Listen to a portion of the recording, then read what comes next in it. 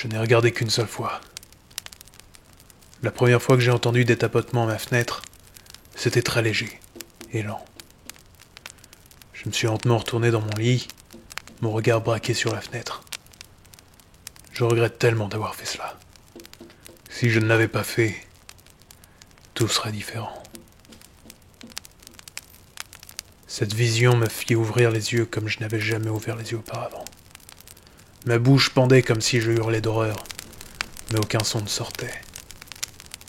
Je sentais les réflexes de survie de mon corps qui me poussaient à partir, mais je ne pouvais détourner mon regard de ce cauchemar. Pendant de longues minutes, j'ai observé. En me réveillant, je me suis dit que c'était un mauvais cauchemar.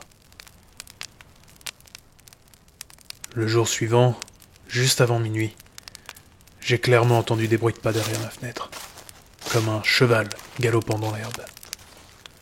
Je me suis caché sous les couvertures et j'ai fait de mon mieux pour rester immobile. Puis les tapotements ont recommencé. C'était plus fort et plus rapide que la fois précédente. Les minutes passèrent et ça s'arrêta. En me réveillant le lendemain, j'ai fait le tour de mon jardin. Sous ma fenêtre, il y avait des grosses traces de pas. Ma main entière rentrait dedans. Elles sont devant ma fenêtre, mais nulle part ailleurs. Comme si elles étaient juste apparues. J'ai appelé la police. Ils sont arrivés un peu plus tard et ont veillé durant la nuit. Il n'y eut aucun bruit. Je me suis endormi en paix, avec une petite lueur d'espoir, me disant que tout allait redevenir normal. La police est repartie quelques heures après. Je me suis réveillé en plein milieu de la nuit. L'obscurité était totale dehors. J'ai entendu des coups, forts et effrénés à la fenêtre. J'entends le verre vibrer sous les coups, les montants de la fenêtre craquer. Je savais que quelque chose observait la silhouette se dessinant dans le lit, avec un regard affamé.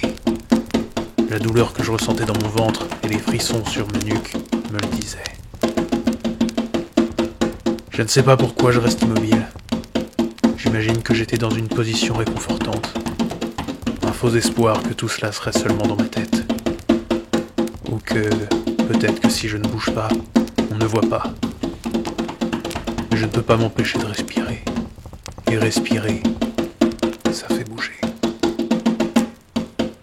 Les tapotements s'arrêtèrent. Et le lendemain matin, j'avais l'impression qu'un camion m'était passé dessus. J'ai à nouveau appelé la police, mais cette fois, ils ne furent pas aussi compréhensifs. Je ne pouvais pas les blâmer. Je me suis dit que ça ne pouvait pas continuer ainsi. Il fallait que j'aille voir par moi-même. Il y a une forêt derrière ma maison. Une forêt pleine d'arbres, proches les uns des autres. Avec des feuilles tout en nuances de vert et d'orange. Le sol est couvert de buissons et d'herbes épaisses. Je sais que ces bruits viennent d'ici. Je dois juste trouver où exactement. J'avais pris mon appareil photo avec moi. Avec ça, j'aurai la preuve de ce que j'avance. Les traces étaient camouflées, mais pas parfaitement. Je voyais par où elles se dirigeaient. J'ai finalement trouvé une petite caverne. À l'entrée, il y avait comme des lianes avec des cailloux au bout.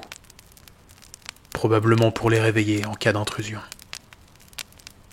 Je les évite sans aucun bruit. De l'intérieur de la caverne provient un son étrange que je ne saurais décrire. Je n'ai jamais rien entendu de la sorte. J'avance et je disparais dans l'obscurité. Mon corps entier me supplie de ne pas le faire, mais je dois le faire.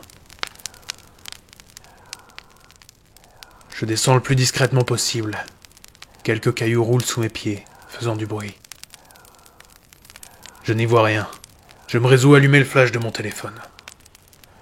Je m'avance encore, sans bruit, encerclé par les ténèbres, et ce bruit étrange.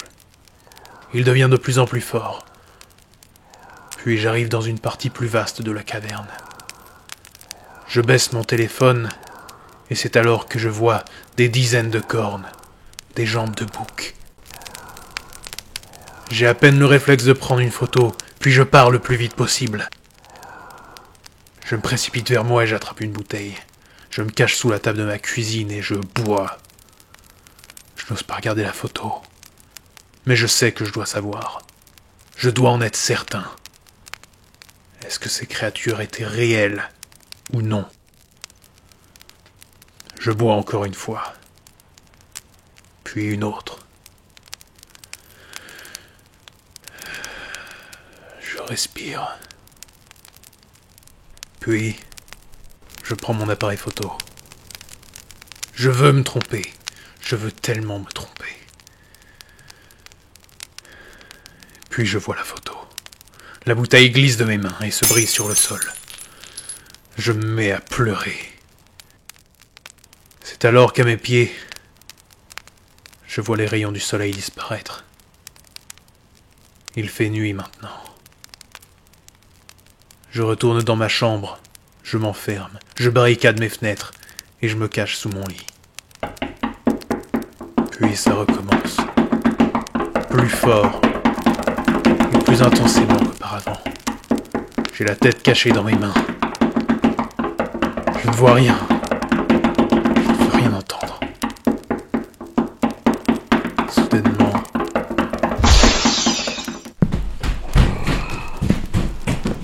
ne regardez pas par la fenêtre.